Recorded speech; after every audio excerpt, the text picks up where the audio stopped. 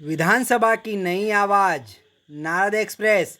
बड़वा नगर में शुक्रवार दोपहर को नगर के मुख्य चौराहे पर स्थित मेडिकल को नगर पालिका ने दल बल के साथ जेसीबी चलाकर धराशायी कर दिया। अचानक हुई यह कार्रवाई नगरवासियों के बीच चर्चा का विषय बन गई। इस कार्रवाई के दौरान तहसीलदार शिवराम कन्हा से, थाना प्रभारी बलराम सिंह राठौड़, नगर पालिका सीएमओ कुलदीप किंसुक व प्रकाश चित्ते सहित लगभग सभी नपा कर्मी, पुलिसकर्मी मौजूद रहे।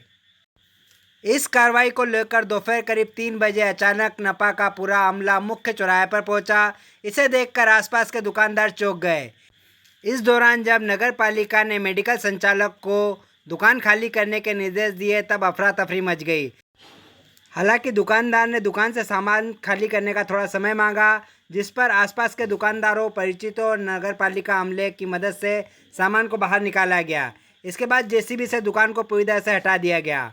दरअसल लीज धारक द्वारा 1953 में नगर पालिका की शासकीय भूमि को 10 वर्षों के लिए लीज पर ली गई थी, जिसके बाद ना तो नवीनीकरण करवाया गया और ना ही लीज के नियमों का पालन किया गया। जिसके बाद शासन ने इस मामले में लीज और नामांतरण निरस्त कर मुख्य नगर पालिका अधिकारियों को कब्जा लेने के लिए निर्देशित किया।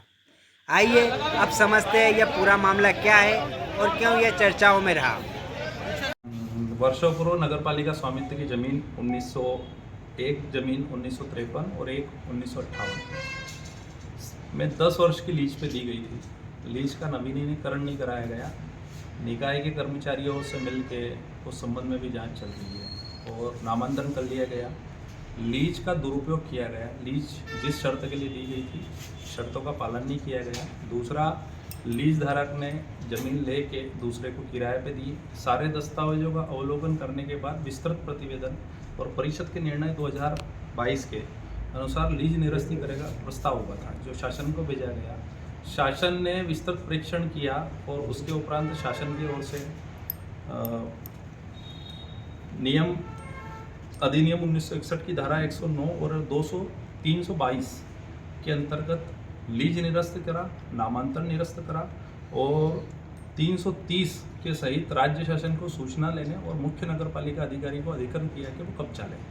इस पूरी प्रोसेस के बाद में, आदेश आने के बाद में, हमने अनुविभागीय अधिकारी महोदय को दल गठित करने के लिए लिखा, लायन ऑर्डर के लिए तहसीलदार को लिखा और पुलिस बल के लिए थाना प्रभारी को लिखा। पूरा बल और पूरे दल के साथ सभी के नेतृत्व में शासकीय करोड़ों की ज़मीन पे कब्जा प्राप्त किया गया। उसे के पूर्व में चूँकि ये जो आर्डर था जिसमें लीज निरस्त होनी है और कब्जा लेना है, इस आदेश की प्रतिलिपि दोनों पार्टियों को प्रदान की गई थी। जहाँ से आर्डर हुआ, एक कॉपी हमें आई, एक कॉपी संबंधित को प्रदान की गई थी। उस कॉपी में से और उसके बाद निकाय द्वारा 8 अगस्त को उनको सूचना भी दी गई थी कि आप ये कब्जा सुपुर्द कर दें और निकाय को सुपुर्द करें। 8 अगस्त के बाद दिनांक 22 तारीख तक, कल तक उनके द्वारा इसमें कोई भी प्रत्युत्तर नहीं दिया गया। इसलिए 23 तारीख को, आज दिनांक को, हमने मौके पे जाकर कब्जा लिया। इसमें नहीं प्रचलित था, कहीं कोई न्यायालयीन प्रकरण नहीं था। जिला लेवल पे माननीय जिलाधीश महोदय को यहाँ से पत्र पूर्व में डाला गया था तत्कालिक सीएमओ के द्वारा लीज निरस्ती करने के लिए, और हाईकोर्ट के एडवोकेट से इस संबंध में ये राय ली गई थी कि क्या लीज निरस्त हो सकती है, और उसी के आधार पर पूरा प्रकरण वर्षों से चल रहा था।